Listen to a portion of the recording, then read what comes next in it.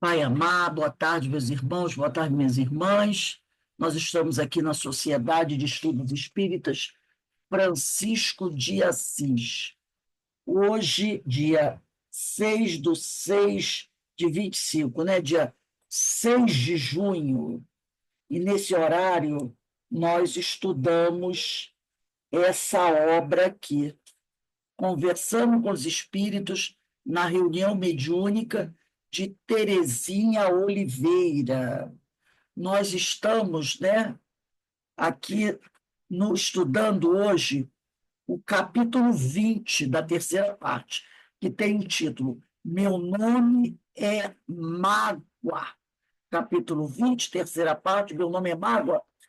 Eu hoje vou começar, porque nós já começamos a ler esse texto semana passada, mas eu quero voltar um pouquinho. Então, eu queria que vocês voltassem o livro na página 189, que eu acho que é todo mundo na mesma página. 189, que eu vou fazer uma releitura de um trecho, tá? Antes da gente começar, onde seria a aula hoje mesmo. 189, nós tem embaixo, no último parágrafo, só para a gente relembrar aqui essa situação. Mas antes da gente iniciar, vamos agradecer a Deus, vamos agradecer a Jesus pela oportunidade que o Senhor nos concede, estarmos reunidos aqui, em nome do Senhor, para estudar, para refletir, para aprender cada vez mais. Que o Senhor nos abençoe, que o Senhor nos fortaleça, que possamos, Senhor, a cada dia ver com mais clareza as coisas, perceber melhor a sua vontade e assim, Senhor, podermos cumprir com a nossa obrigação, os nossos destinos, sempre buscando a nossa melhora espiritual, né? A nossa reeducação espiritual, para que possamos realmente ser aqueles discípulos que o Senhor precisa muito, porque a seara é muito grande, os trabalhadores são muito poucos e os aflitos a cada dia aumentam mais. Então, que nós realmente nos preparemos, né, para podermos auxiliar o mestre nesse trabalho.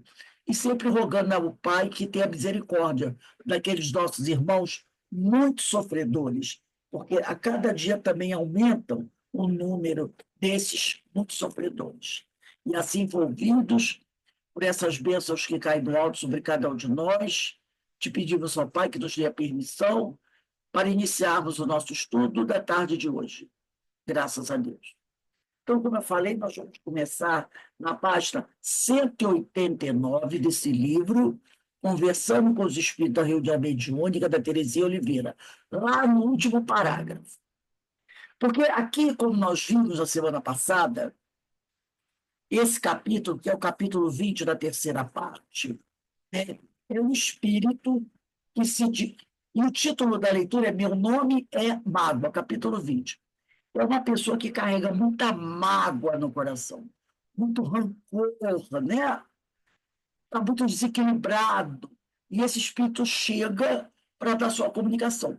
E eu vou começar um pouquinho antes, para a gente relembrar um pouquinho das coisas que ele está dizendo para o dialogador. E lá na página 189, lá no final, o dialogador diz assim: somos espíritos criados simples e ignorantes, como está na questão do Livro dos Espíritos 115. Continua o dialogador. E agora estamos caminhando para a luz, descobrindo e desenvolvendo. A semente não tem queixa nenhuma quanto ao Criador. Ele está fazendo, né, uma comparação, falando agora da semente da planta, da árvore. Ela é potencial, e a ela, a semente, compete o trabalho de desenvolvimento para produzir aquilo que está programado para ela, ser uma grande árvore, frutos e flores. Então, ele diz: a semente, ela não reclama, ela cumpre com o seu destino. Aí o espírito responde, com todo respeito. O espírito fala para o dialogador: isso é filosofia. e com ranço medieval. Ainda faz uma ironia. Em que a gente vai ter a felicidade depois da morte, né? Porque ele fala o seguinte, ele está querendo dizer o seguinte, que na maioria das religiões sempre traz essa ideia, né? Você trabalha hoje para aproveitar amanhã. Amanhã, né? Quando você chegar no céu, você vai ter uma outra vida. Então, ele está colocando isso.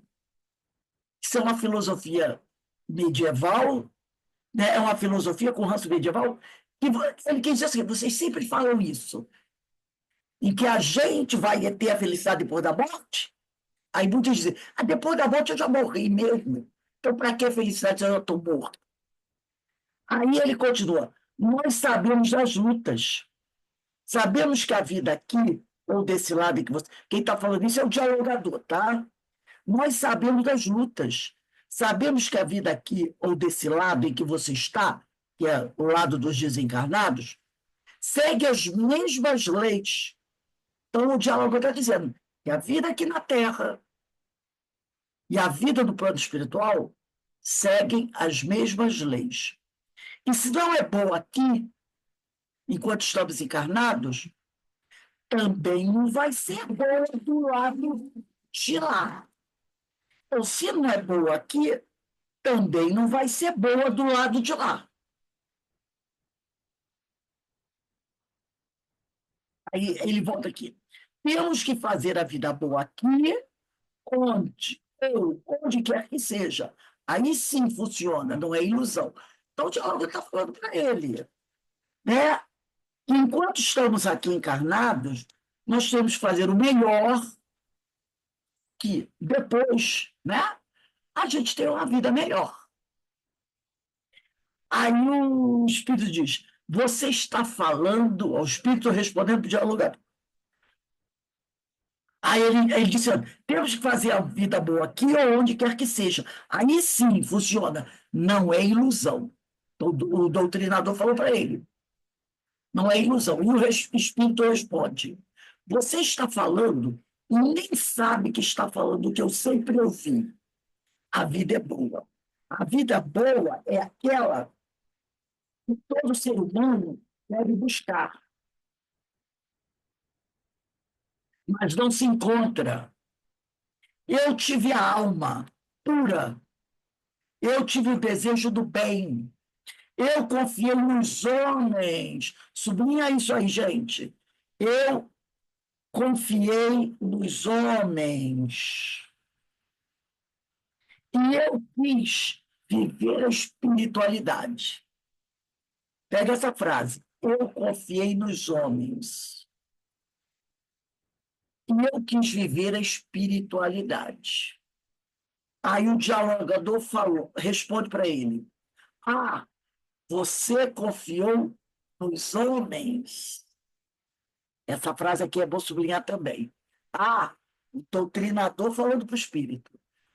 Você confiou nos homens? Porque ele disse para o dialogador: eu confiei nos homens. Eu tinha alma pura, tive o desejo de fazer o bem, eu confiei nos homens e quis viver espiritualidade. Aí o doutrinador fala: você confiou nos homens. Essa frase é muito importante. Aí o espírito responde: não encontrei. O dialogador: nós temos que confiar em Deus. Nós temos que confiar em Deus, porque ele disse que confiou nos homens. E o dialogador chama a atenção dele. Nós temos que confiar em Deus, na lei divina. Aí o Espírito fala, como? É uma pergunta e uma interrogação ao mesmo tempo. Aí o dialogador fala, os homens são nossos irmãos falíveis. Nós temos que, para com eles, compreender, evitar que eles nos firam, mas não ferirmos nós. Porque se você apostar tudo nos homens, e não confia em Deus, é certo que você vai se machucar. Porque, como ele falou aqui, os homens são falhos. Os homens são falhos. E nós temos que compreender que, por eles serem falhos, eles podem errar.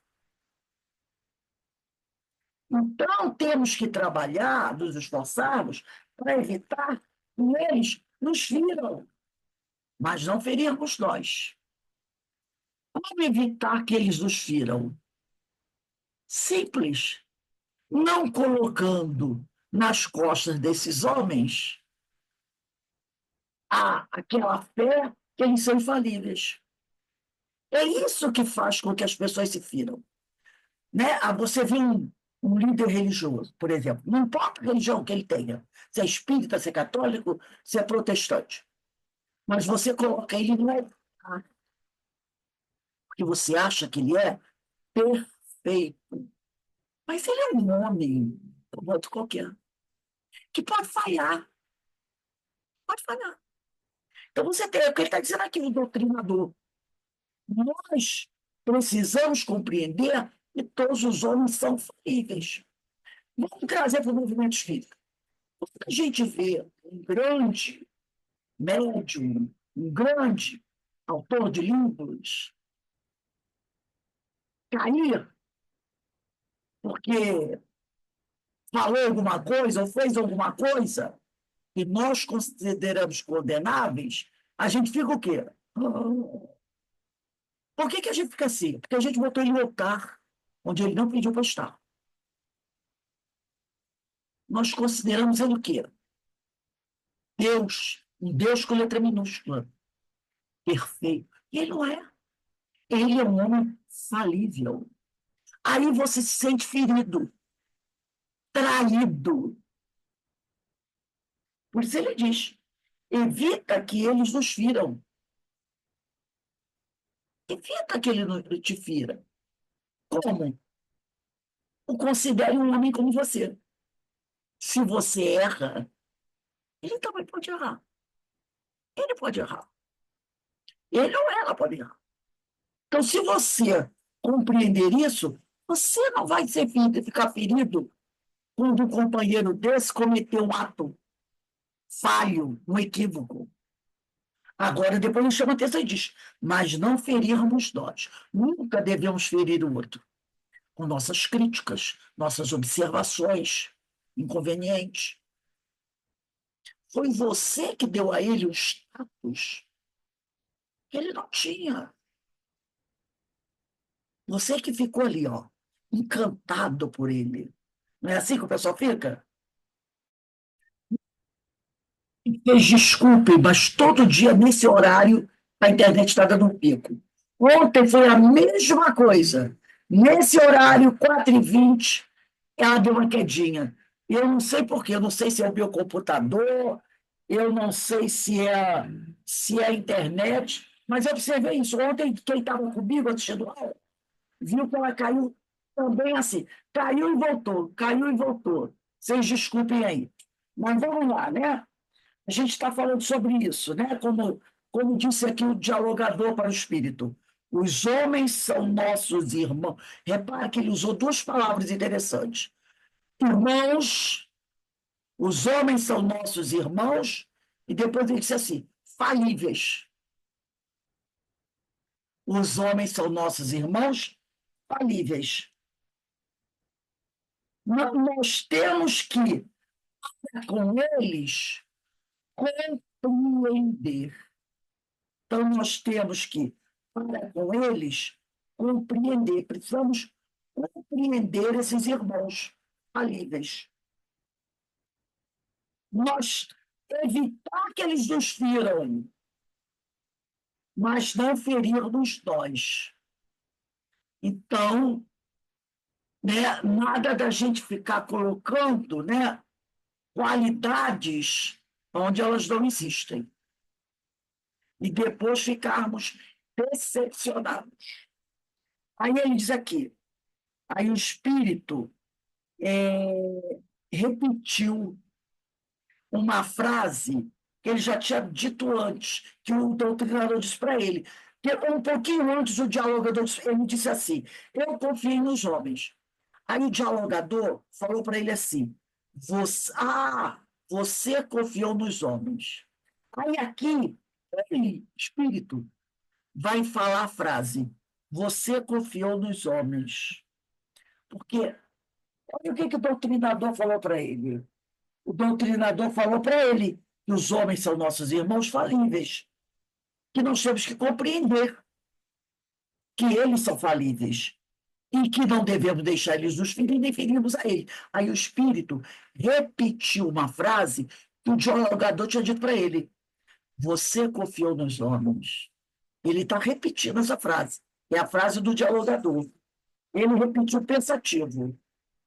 Aí o dialogador falou: há uma imagem linda, a mãezinha com a criança ao colo, e a criança, na sua ignorância, estende a mãozinha, puxa os cabelos da mãe. Olha só, a criança, na sua ignorância, que não conhece, né, não tem conhecimento ainda, estende a mãozinha, puxa os cabelos da mão.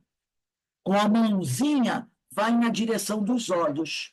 A mãe sábia controla a criança, sem deixar de amá-la. Não podemos ser ingênuos. Aí é você confiou nos homens. Foi isso.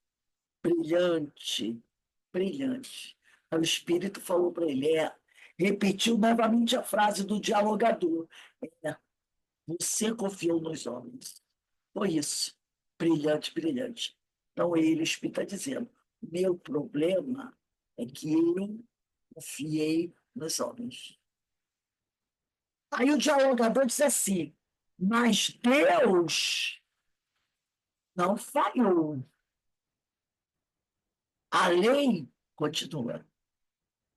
Aí o Espírito fala, de fato, você confiou nos homens. Essa frase ficou na cabeça dele. Repetia pensativo. É verdade. É verdade. Eu confiei nos homens. Mas ele ainda não está interpretando essa frase com uma clareza. Ele ainda está usando essa frase do dialogador, falou para ele, você confiou nos homens, se vitimizando. O meu erro foi ter confiado nos homens. E os homens me traíram. E os homens me enganaram. Entendeu? Ele está interpretando dessa forma a frase que o dialogador disse para ele. Você confiou nos homens. Mas o dialogador queria dizer o quê? Você confiou nos homens, deixou de confiar em Deus. Os homens são falíveis, não é? Mas ele pegou essa frase, você confiou nos homens, e está usando de uma forma agressiva, se colocando como vítima. Você confiou nos homens. Foi isso. Brilhante, brilhante. E eu vou pegar, aí depois ele diz, o dialogador falou para ele, mas Deus não falhou. Você sofre porque confiou nos homens, mas não é culpa de Deus. Deus não falhou, a lei continua. E ele diz, de fato, aí ele repete a frase, você confiou nos homens. É verdade, é verdade. Agora eu vou pegar o livro que eu falei com vocês, quem tivesse nesse livro, As Dores da Alma, do Francisco do Espírito Santo Neto, pelo Espírito Hamed. Ele tem dois textos sobre mágoa, dois. Eu vou ler um trecho do primeiro texto, tá? O livro é esse, As Dores da Alma, de Francisco do Espírito Santo Neto, que é o médium, pelo Espírito Hamed. Ele tem dois textos de mágoa. Eu vou pegar só o primeiro. No primeiro texto, no sexto parágrafo, é, Rose, fala o nome do texto. mágoa, mágoa. O nome do texto é Mágoa. O que eu estou falando, nesse livro tem dois textos de mágoa. É o primeiro texto. O meu é na página 111, tá? Porque normalmente ele às vezes bota dois textos de um mesmo assunto. Então, é o primeiro texto de mágoa,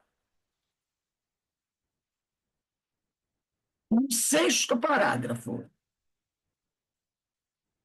O primeiro texto meu é na página 111. Eu não sei do de vocês.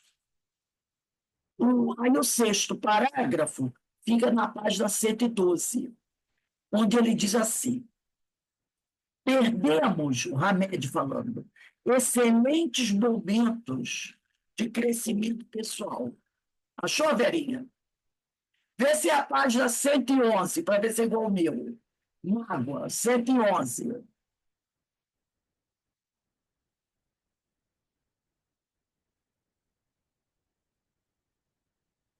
Agora vira na 112. 112. 112, segundo parágrafo aí. Vendo o texto todo, é o sexto parágrafo, mas na 112 é o segundo. Diz assim: perdemos excelentes momentos de crescimento pessoal, queixando-nos cotidianamente de que estamos sendo ignorados e usados, porém nunca tomamos atitude alguma. Deixamos-nos magoar pelos outros e acabamos, por que não dizer, magoando também a nós mesmos. Reagimos às ofensas e ao desdém, experimentando sentimentos de frustração, negação, autopiedade, raiva e imensa mágoa. Culpamos as pessoas pelos nossos sofrimentos, verbalizando as mais diversas condenações. E, em seguida, esforçando-nos exaustivamente para não ver que a origem de nossas dores morais é fruto de nossa negligência e comodismo. Isso aqui é forte, gente. Ele diz aqui, né? A origem de nossas dores morais é fruto de nossa negligência e comodismo. Então, a gente se esforça exaustivamente para não perceber que a origem das nossas dores morais é fruto de nossa negligência e comodismo. Agora, no final do texto, na página 114, diz assim, o Hamed: perguntemo-nos a nós mesmos por que estou me deixando magoar tanto? De como nasceram minhas crenças de autopunição? Como está a minha postura de vida? Como é o mundo? Como esta minha postura de vida pode me fazer feliz? Sempre temos infinitas possibilidades de escolha. Por isso, liguemos-nos a Deus e creamos na bondade divina. Com certeza, Ele nos mostrará o caminho para conquistar a felicidade que tanto almejamos. E é o que a gente muitas vezes não faz. Ele diz aqui, né? Sempre temos infinitas possibilidades de escolha. Por isso, liguemos-nos a Deus e creamos na bondade divina. Com certeza, Ele, o Senhor, nos mostrará o caminho para conquistar a felicidade que tanto almejamos. Foi o que o doutrinador falou. Confiemos em Deus, que Ele não vai nos decepcionar. Mas o que que a gente faz? A gente confia em quem? A gente confia nos homens. E a gente não confia em Deus. Vamos voltar aqui para o nosso livro, né? Agora a gente vai começar onde seria o início da aula do dia 6. A nossa confiança está em Deus, né? Diz o dialogador. Foi o que o Hamed falou aí para a gente. A nossa confiança está em Deus. É claro que o ser humano também é criação divina, mas não está ainda desenvolvido. Então, você vai confiar as suas fichas, vamos falar assim, né? Em quem? No homem que é falível, como você, ou em Deus? É a grande pergunta. O homem também é criação de vida, mas ele não é perfeito. Aí o Espírito responde: você não devia fazer isso. O dialogador pergunta: o quê? O Espírito fala: escancarar a luz assim, tão de repente. Então, ele está reclamando que o doutrinador está sendo, né, muito contundente, muito direto, né? Aí o dialogador diz assim: mas você merece, você está aqui, justamente porque, no fundo, você quer a verdade. Então, o dialogador está dizendo: eu não acho correto omitir de você a verdade. Eu preciso dizer a você a verdade, para que você possa fazer a escolha certa. Aí o Espírito diz assim: estou, porque aceitei um convite, porque ele disse: você está aqui. Aí o Espírito fala: estou, porque aceitei um convite. Não imaginei que seria tão perigoso quanto disseram. Encantador. Olha só, olha o que ele diz. Olha que interessante. Ele disse assim: não imaginei que seria tão perigoso quanto disseram, que quando ele foi convidado, ele não foi trazido à força, foi convidado, ele aceitou o convite de vir à casa espírita. Alguém lá de onde ele estava disse: cuidado, eles são perigosos. Eles podem envolver você e te obrigar a ficar lá. Eles podem te enfeitiçar, alguma coisa assim. Aí ele falou, né? Não imaginei que seria tão perigoso quanto disseram. Aí ele, com sarcasmo, diz: encantador. Acreditou nos homens, foi isso. Percebeu a ironia dele? Acreditou nos homens, foi isso. Mas acreditar em Deus, que caminho difícil.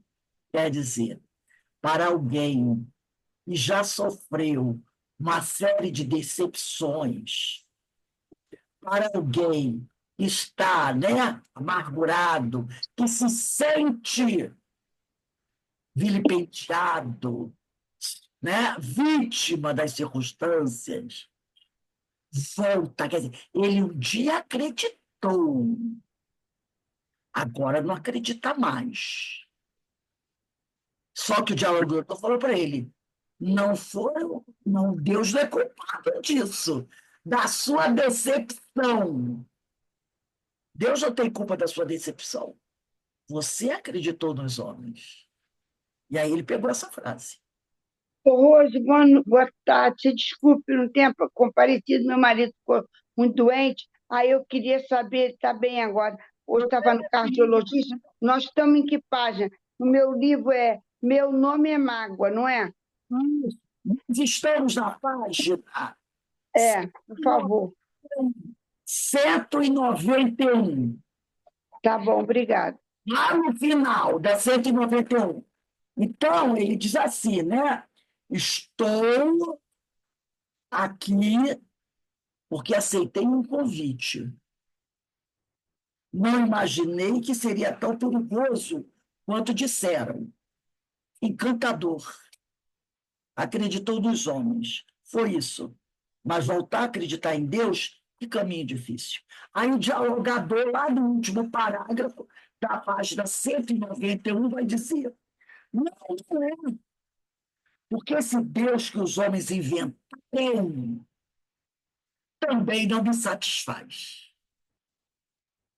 Eu estou começando a descobrir o Deus real, o pensamento que sustenta o universo. Nesses bondosos espíritos superiores, eles nos revelaram já algumas coisas que nos fizeram pensar. Então, está sendo possível crer em Deus, confiar em Deus, apesar das lutas e das dificuldades, das falhas do ambiente em que vivemos.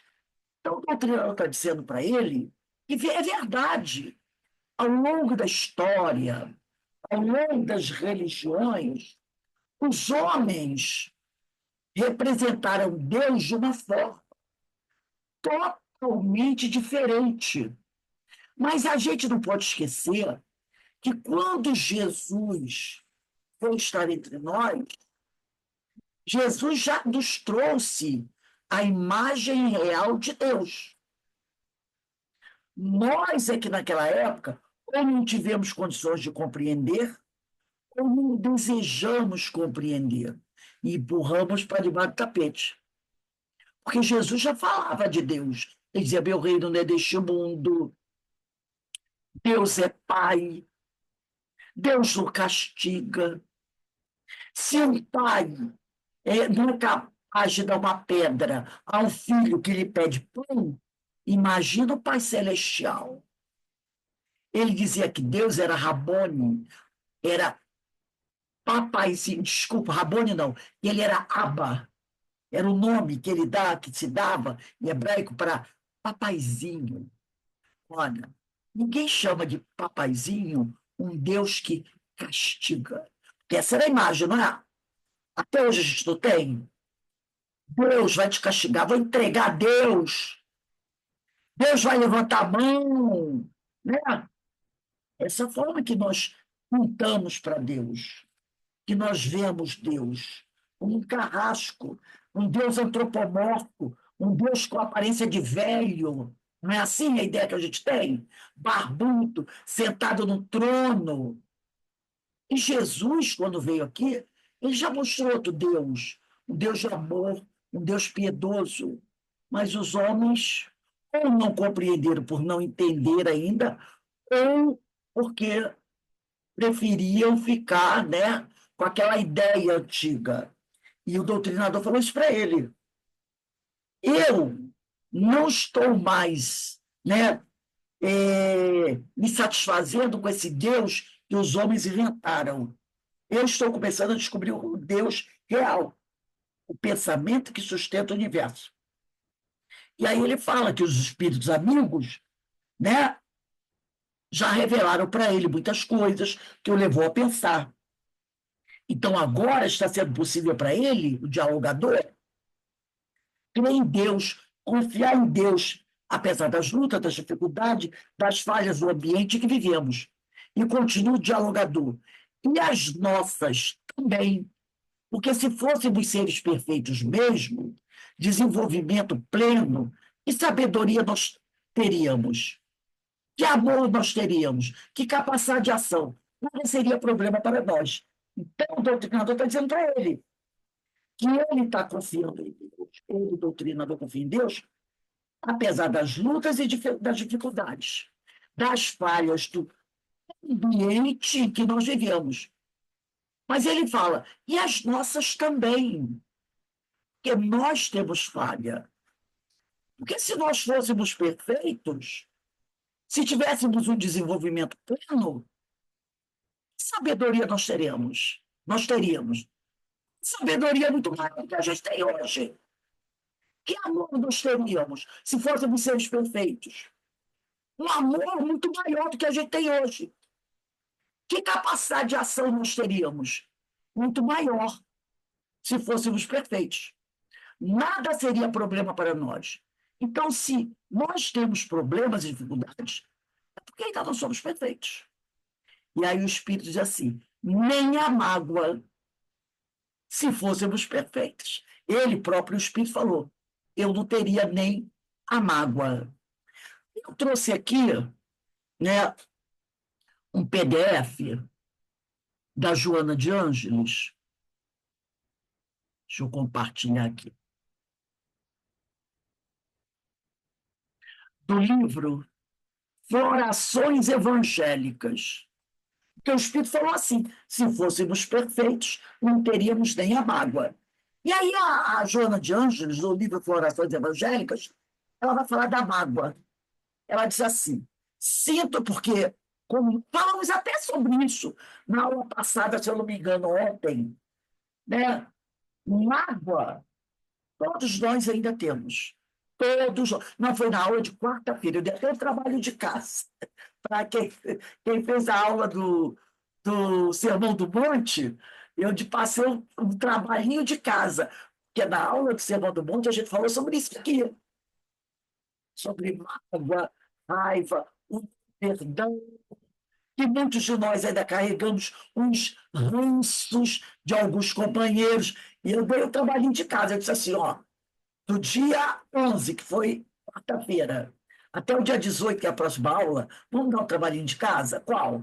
Vamos pensar em alguém que a gente guarda um ranço, ou que a gente não perdoou porque acha que essa pessoa fez alguma coisa contra a gente. Vamos entrar em contato com ela, vamos conversar com ela, vamos perdoá-la, vamos pedir desculpas. Se o outro não perdoar, não quiser saber da gente, não aceitar nossas desculpas, não será mais nosso problema. Então, vamos fazer esse movimento? Então, na quarta-feira, desse trabalhinho de casa. E olha o que a gente está falando aqui na sexta-feira. Eu sempre falo, o nosso pedagógico é danado. Ele é altamente coeso. Olha aqui. Mas, Rose, posso fazer uma pergunta? pode. Agora, esse Sermão do Monte eu também andei estudando, antecipadamente, porque eu também tive esses problemas, como os quais eu falei.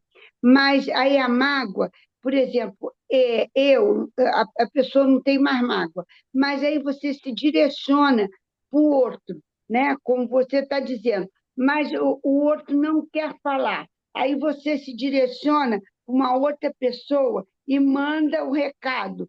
Aí a outra pessoa que digamos, companheira do mesmo, que eu, por exemplo, não tenho mágoa, não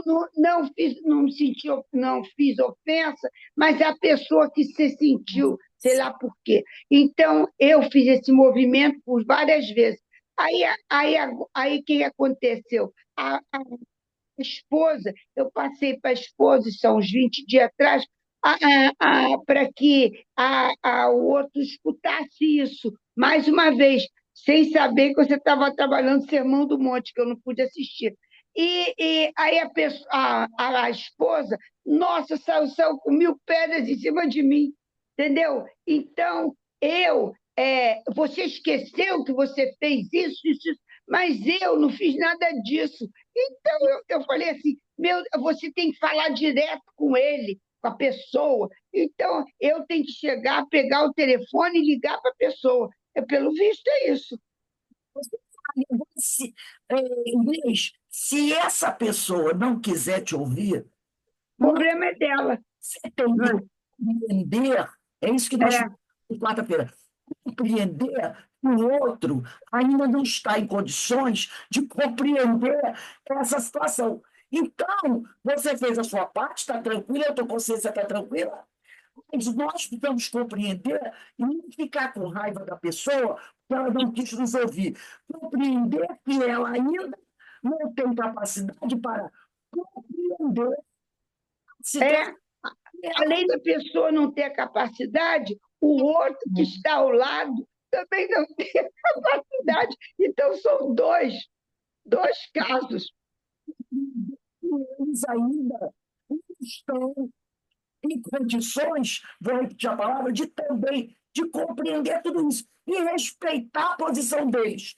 É, foi isso que eu fiz. Botei o nome, orei por eles. Respeite, pedindo a Deus que os abençoe, que os fortaleça, e acabou. Você fez a sua parte, buscou a reconciliação, que foi a palavra-chave do nosso trabalho de quarta-feira. Aí Nós eu falei, eu entendi, não sei se eu fui certa, eu falei assim, eu falei, ok, entendi perfeitamente. Eu ia responder mais o quê? Eu não tinha mais o que responder.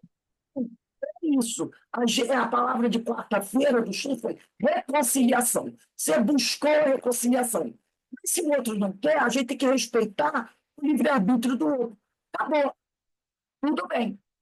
Então, Obrigado, obrigado. Fiquei tranquilo. isso. Aqui a Joana diz assim: mágoa, síndrome alarmante de desequilíbrio. A presença da mágoa faculta a fixação de graves enfermidades físicas e psíquicas no organismo de quem agasalha. Ferrugem perniciosa que destrói o metal em que se origina. Normalmente, se instala a mágoa nos redutos do amor próprio ferido.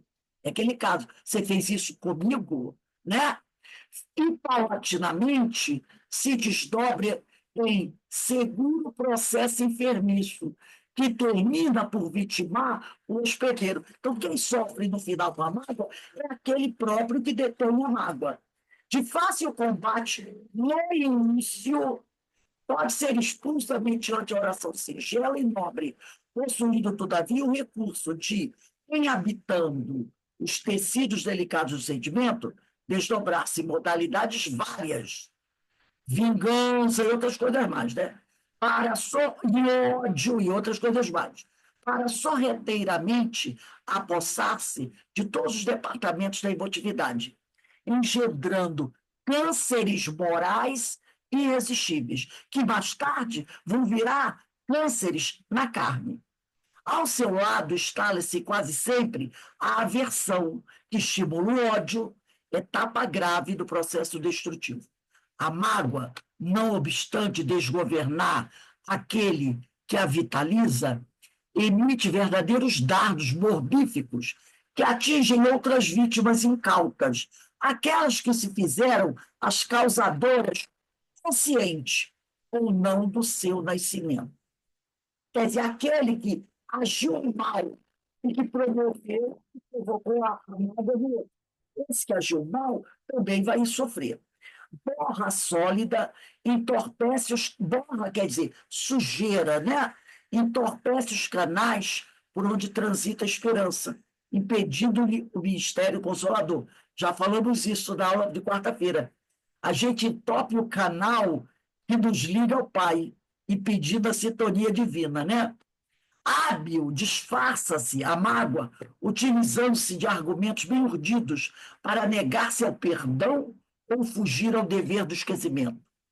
Muitas distonias orgânicas, quer dizer, muitas doenças, são o resultado do veneno da mágoa, que gerando altas cargas tóxicas sobre a maquinaria mental, não é? Do espírito, passa para o perispírito, passa para o corpo físico. Produz desequilíbrio no mecanismo psíquico, com lamentáveis consequências nos aparelhos circulatório, digestivo, nervoso. O homem inseguro é, sem dúvida, aquilo que vitaliza pelo pensamento. Suas ideias, suas aspirações constituem o campo vibratório no qual transita e em cujas fontes se nutre. Estilando os ideais, espalhando infundadas suspeitas, a mágoa consegue isolar o ressentido, impossibilitando a cooperação dos socorros externos, procedentes de outras pessoas. Caça implacavelmente, diz Joana, esses agentes inferiores que conspiram contra a tua paz. Quer dizer, caça, busca eliminar. O teu ofensor merece tua compaixão, nunca o teu revide. Viu, Inês? É isso aí. Aquele que, né, nos ofendeu, nos agrediu de alguma maneira, merece a nossa misericórdia, nunca a nossa agressividade. Mas aí, Rose, ainda tem uma coisa que, por exemplo, eu não agredi a pessoa que se sentiu, entre aspas, não foi por palavras, foi até por outro tipo de ação, eu não vou ficar aqui me alongando, né? Eu trabalhei isso também na terapia. Aí eu fiquei pasma na época. Quer dizer, trabalhei isso, ressignifiquei, aí agora, nem sabendo disso que você está com. Eu falei, não, eu vou falar para a pessoa, que a pessoa era muito amiga. Conclusão, a outra tomou as dores, já se passaram mais de não sei quantos anos, nem tenho mais, não sinto nada, na hora não fiquei com raiva, nada disso, eu foi impactada. Então, aí que você vê que a pessoa ainda está muito, muito aquém disso, não é? Pessoa, às vezes, se sentiu ofendida, mesmo que você não tenha falado ou agido para ofender, se sentiu ofendida. Por isso que ele diz: aquele que te persegue sofre É, equilíbrio, ignoras, e não é justo que te afundes com ele no fosso da sua animosidade. Isso aí para você.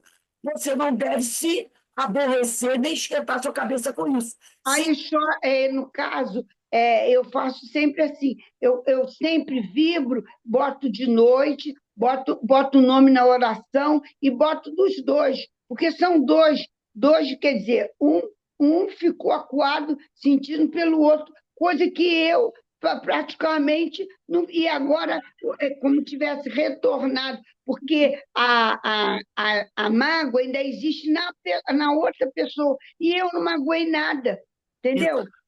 Então, aquele que te persegue, né, aquele que acha que você fez mal a ele, sofre desequilíbrio e ignoras. E não é justo que te afundes com ele no fosso da sua animosidade. Então, não guarda tristeza por isso. Seja qual for a dificuldade que te impulsione a mágoa, reage mediante a renovação de propósitos, não valorizando ofensas nem considerando ofensores. Através do cultivo de pensamentos salutares, quer dizer, de pensamentos bons, de desculpa e perdão, pairarás acima das viciações mentais que agasalham esses miasmas mortíferos que, infelizmente, se alastram pela terra de hoje, pestilenciar, pestilenciais, danosos, aniquiladores. Se meditares na transitoriedade do mal e na perenidade do bem, porque o mal, um dia ele acaba, mas o bem é eterno. Não terás outra opção. Amar e amar sempre, impedindo que a mágoa estabeleça nas fronteiras da tua vida as balizas de sua província infeliz. Divaldo Franco, Joana de Ângeles, Floração Evangélicas, Editora Leal. Então, gente, que texto maravilhoso, né? Da Joana de Ângeles. Que texto maravilhoso, né? Porque todos nós, em algum momento, temos lá as nossas picuinhas, as nossas coisas. Mas ela dá um alerta. Agora, se está começando, trata agora quando está começando. Não deixa a coisa seguir à frente. Porque é igual uma ferida, é pequenininha, foi agora, trata. Se você não tratar, ela vai infeccionar. Pode dar um tétano. Você pode vir até morrer por causa daquilo, por causa de uma infecção. Trata no início, resolve isso. Por isso o trabalho de casa de quarta-feira continua aí, até quarta-feira. Vamos voltar ao nosso livro. Eu estou na página 192, né? Aí diz aqui o dialogador, que o Espírito disse antes, nem a mágoa. E ele diz, nem a mágoa, nada, nada. Nada seria problema para nós se nós fôssemos perfeitos. É assim que são aqueles que se chamam anjos do Senhor, quer dizer, espíritos mais elevados. Não foram criados perfeitos, como diz a questão 115 do Livro dos Espíritos. Nós fomos todos criados simples e ignorantes. Então, eles não foram criados perfeitos, mas eles estão nesse grau de desenvolvimento. Nem Jesus foi criado perfeito. E é assim que eu quero ser, diz o dialogador. E eu acho que você também, para poder amar sem sofrer, encontrar felicidade no bem que realiza, na compreensão de onde vai tudo isso, qual o caminho que estamos trilhando. Ainda hoje estávamos lendo a página do Vinícius, desse é o Pedro de Camargo, Vinícius, né? Página essa, destino. Ele falava do que é realmente o destino do ponto de vista espiritual. Aí o Espírito diz, que é, porque ele falou, e o Vinícius falava do que é realmente o destino do ponto de vista espiritual. Aí o Espírito perguntou, que é, eu quero saber isto, que é. Aí o dialogador diz, o destino de aperfeiçoamento incessante. Então, o destino, do ponto de vista espiritual, é o destino de aperfeiçoamento incessante. E quando desenvolvemos qualidades, podemos usufruir delas, gerando paz e felicidade em nós e ao nosso redor. Porque se eu usufruo, né? Se eu tenho qualidades, então eu posso usufruir das qualidades, gerando paz e felicidade em nós e ao nosso redor. Esse é o destino que Deus fez para nós. Aí o Espírito diz: eu ouvi tanta coisa nesse centro aí e nunca ouvi isto aí. E o dialogador diz: não é possível, às vezes, passar para um público geral toda a informação. Fala-se do evangelho, citam-se passagens, estimula-se ao bem, alerta-se para certos comportamentos. Mas você tem inteligência e aquele desejo mesmo de entender. Aí o Espírito diz assim: você calcula, na realidade ele faz uma pergunta, você calcula o que deve ser a minha presença perto de alguém? Olha o que ele está dizendo. Então ele tem uma consciência de quanto ele anda, a energia dele, né? A atmosfera espiritual dele. Ele tem essa coisa que ele diz assim: você calcula o que deve ser a minha presença perto de alguém? Terrível.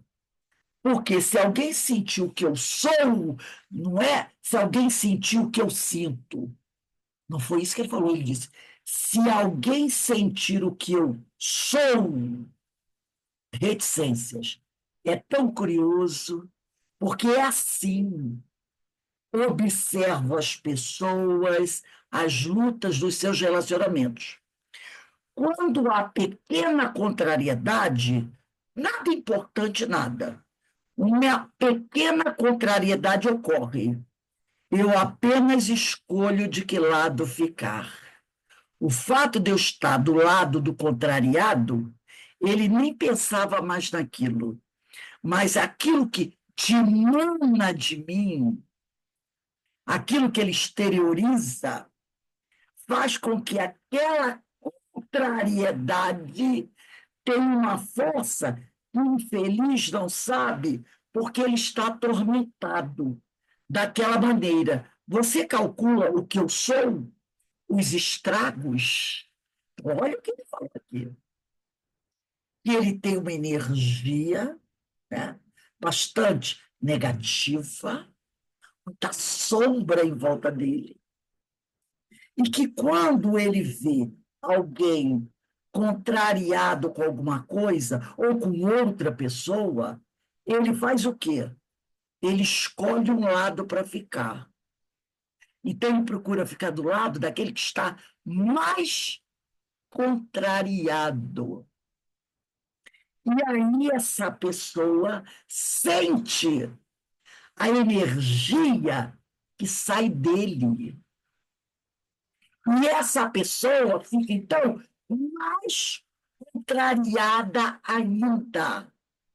E a pessoa nem tem noção do porquê a sua contrariedade aumentou daquela maneira. Entendeu? O que está dizendo aqui? Aí ele diz, assim, ele encerra dizendo: você calcula o que eu sou, os estragos que eu posso fazer do outro? Aí o dialogador diz: sim, mas eu calculo. Aí ele diz: e você escancar o sol de verdade agora? Porque ele escancarou. Ele está dizendo: eu estou aqui, eu sou assim. Entendeu? Ele se desnudou. E ele diz para o dialogador: e você escancar o sol de verdade agora? Você vai falar para mim agora sobre o bem, sobre o amor? Agora que você sabe quem eu sou de verdade? É um desafio. Aí o dialogador diz: mas eu calculo que você fica sofrendo também, porque enquanto você faz isso, vive assim. Você não encontra a paz, a esperança, a boa disposição. E você precisa dessa paz. Todos nós precisamos, né? De um momento de sossego, de paz. No momento que você encontrar esse caminho, o caminho do amor, da paz, a sua presença será boa para os outros, né? Ele desafiou o doutrinador. Ele se mostrou: eu sou isso. E agora, você vai continuar pensando a mesma coisa sobre mim? É admirável, continua o dialogador, a capacidade de recuperação espiritual do ser humano. Deus deu sempre uma margem de segurança. Nós erramos até um certo ponto. A partir dali, é o recomeço, é a saída. A subida para sair do fundo do poço. Quer dizer, o mal cansa. Nós mergulhamos na lama, nós nos envolvemos no mal até um certo ponto. Porque o mal cansa, o bem não. Chega um momento que você está enfastiado da mesma situação.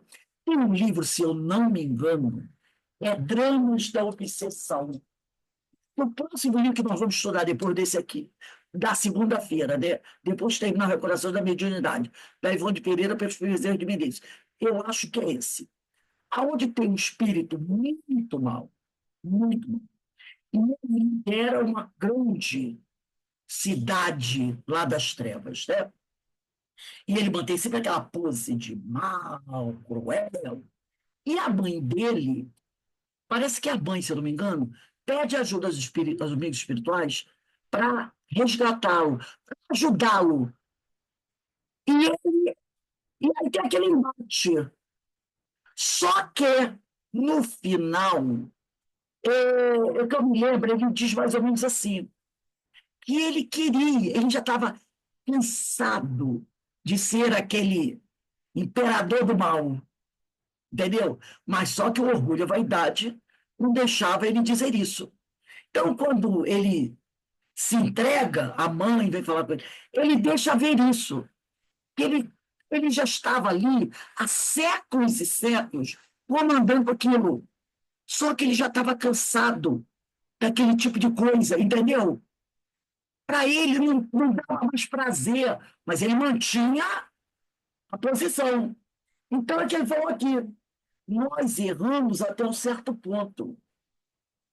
Quer dizer, quando a gente chega no fundo do poço, que às vezes a gente pensa que está no fundo, ainda não está.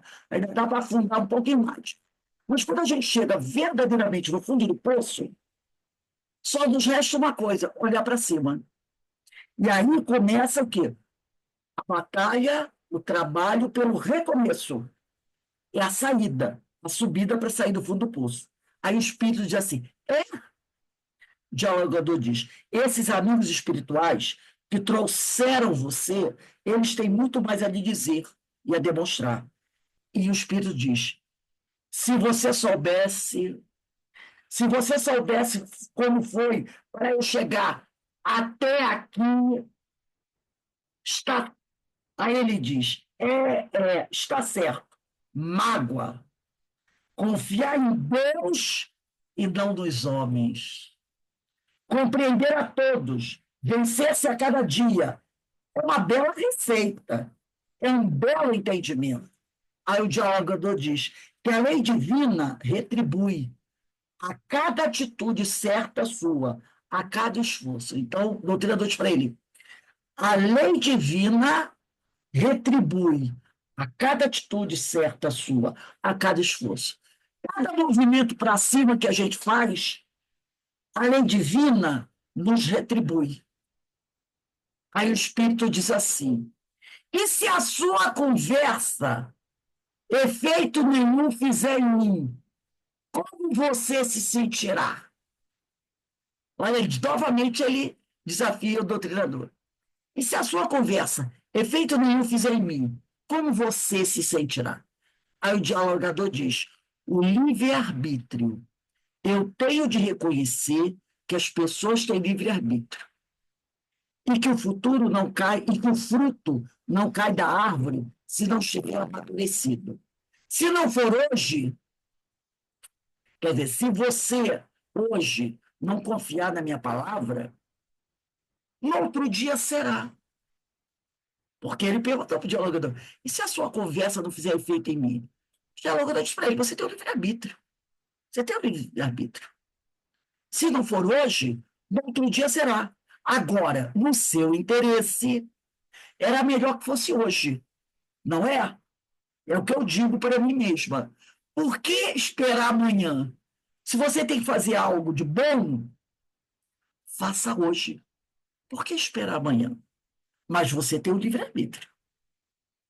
Aí o Espírito diz, é melhor que fosse hoje, mas não será. Olha a resposta. É melhor que fosse hoje, diz o Espírito, mas não será. Aí o dialogador diz: você tem todo o direito. Onde há o Espírito do Senhor, aí há liberdade. Aí o Espírito diz: é uma coisa profunda, que a gente tem mágoa, de sentir mágoa, entende? Olha só o que ele diz. É uma coisa profunda, que a gente tem mágoa de sentir mágoa. Quer dizer, eu tenho raiva de mim porque eu ainda tenho raiva dos outros. Eu não queria sentir raiva. Aí eu lembro de Paulo de Tarso, porque eu ainda sinto o que não quero, ou melhor, porque eu faço, que eu ainda faço o que não quero e não faço o que quero. É o que ele falou. A gente tem mágoa de sentir mágoa. Eu ainda tenho raiva de mim, porque eu ainda não consegui deixar de sentir raiva das outras pessoas, das outras coisas. Aí o diálogo diz sim, aí o Espírito fala, é tão perverso confiar nos homens. Olha como ele tem essa monoideia. É tão perverso confiar nos homens, não confiar em Deus. Confiar em Deus está bem, até uma outra vez. Então ele diz: é tão perverso confiar nos homens, não confiar em Deus. Confiar em Deus está bem, até uma outra vez. E o dialogador diz: até estaremos aqui prontos a acolher você. Ficaremos felizes no dia em que você começar a se desenvolver em tudo de bom que você tem. Então, o dialogador diz para ele: você tem boas coisas dentro de si. Você tem boas coisas dentro de si. E o dia que você desejar, nós estaremos aqui, esperando por você para recebê-lo de braços abertos. Você tem muita coisa boa dentro de você, né? Como disse Jesus, deixai brilhar a vossa luz. Gente, que capítulo maravilhoso, né? Que ensinamentos nós tivemos aqui. Muito, muito, muito, muito aprendizado, até emocionante. Inclusive, numa página que nós lemos na semana passada, é, o dialogador diz: a mágoa não é racional, ela é emocional. Entendeu? A mágoa não é racional. Porque se você pensar, às vezes, né, por que que eu estou sentindo isso? Ora, eu já aprendi que a mágoa, o ódio, o desejo de vingança faz mal para mim. Pensando racionalmente sobre isso, que conclusão eu chego? Não devo ter raiva, nem ódio, nem guardar mágoa de ninguém. Mas ele não podia fazer aquilo comigo. Podia fazer aquilo comigo. Entendeu? A mágoa não é racional, é emocional. Então, a gente ainda. Hoje, por isso que nos cabe fazer o que tentar todo dia, né? Imperfeitos ainda, fazer o que a pergunta 919, o que é que Santo Agostinho faria? Isso é um treinamento, né? É mesmo, né? É a pergunta 919. E aí Kardec pegou, perguntou como eu posso fazer isso? Aí ele fala da 919A. Faça aquilo que eu fazia. Fala, Ana. Também quando a gente se sente muito vítima, aí isso daí fortalece mais ainda a mágoa. É Aí, a isso partir do mesmo. momento que a gente começa a raciocinar e começa a ver o lado do outro, ele fez isso porque ele deve estar com algum problema. Quando a gente começa a fazer esses pensamentos, a mágoa já vai diminuindo. Exatamente. Gente, eu conheço-te a si mesmo, né? Dia 20, dia 13, semana que vem, eu queria combinar com vocês o seguinte: eu vou viajar para o Rio, na sexta-feira. Mas eu queria dar, eu não vou poder, não vou ter tempo, porque eu vou viajar, se eu não me engano, às 5 horas da tarde. Mas a rodoviária é aqui pertinho da minha casa. Eu posso sair daqui 4 horas e chegar lá. Então, eu queria dar essa aula aqui, que eu não queria deixar de dar a aula do livro Conversando com os Espíritos da Reunião Mediúnica. Então, eu queria combinar com vocês o seguinte, porque a maioria que assiste a aula está aqui. Seria difícil para vocês, na semana que vem, ao invés das 4 horas, nós nos reunirmos assim umas 2h30? Ou 15 para 2 horas? 2 horas tá bom. 2h30, 2h30. Porque aí eu dou aula de 2h30 até 20 para as 4, 1h10, e aí eu já dou a minha aula pronta para viajar. Quando for 10 para as 4, acho que minha passagem é para 5 horas. E é pertinho daqui, 10 minutinhos de ônibus na rodoviária, né? Então, eu queria combinar com vocês, na sexta-feira, dia 13, anota aí, eu vou mandar também lembrar, aulas 2h30 da tarde. Que aí a gente senta, né? Porque o tema que a gente vai ter também fala assim, o ódio prende tanto quanto o amor. São temas, né, bastante interessantes. Então, eu queria combinar isso com vocês. Tá bom para todo mundo? Então, Sim, no para dia mim tá. 13, próxima sexta-feira, às 14h30, essa aula do livro Conversando com os Espíritos na Reunião Mediúnica. Infelizmente, o livro dos médios não vai dar tempo, porque eu tentei encontrar passagem até para o sábado, que minha ideia era viajar no sábado, para poder não faltar aula, mas não tinha para passagem. Acho que é por causa da Bienal, essas coisas, né? Então, eu só consegui para sexta-feira, eu queria até sexta-feira de manhã, porque se fosse sexta-feira de manhã, eu chegava no Rio e daria aula à tarde lá no Rio. Não tem, eu chego lá às 11 horas da manhã, às 4 horas, tranquilo. Daria para me dar aula, vou levar computador, essas coisas. Mas eu não consegui. Só consegui para sexta-feira. E como eu tinha comprado ingresso para a Bienal para o sábado, disse que ia complicar. Então, eu vou, eu vou viajar às 5 horas da tarde. Então, a gente faz assim: sexta-feira, 2h30 da tarde, essa obra, Conversando com os Espíritos da Reunião, até porque a gente já está terminando o livro, né? E o livro dos médios, infelizmente, a gente só vai retornar dia 20, tá bom? Então, Eu nesse vou, depois desse livro, qual o livro que o drama já comprei? Qual o livro? Bastidores da Obsessão, Ah, do Pereira Franco. Eu vou pegar ele aqui. É a primeira obra do Divaldo Pereira Franco. Ele psicografou do Manuel Filomeno de Miranda. esse eu já tenho. Tá. Bastidores da Obsessão. Tá? Primeira obra psicografada do Divaldo pelo espírito Manuel Filomeno de Miranda. Ele psicografou 18 livros do Manuel Filomeno de Miranda. 18. O último foi No Rumo do Mundo de Regeneração.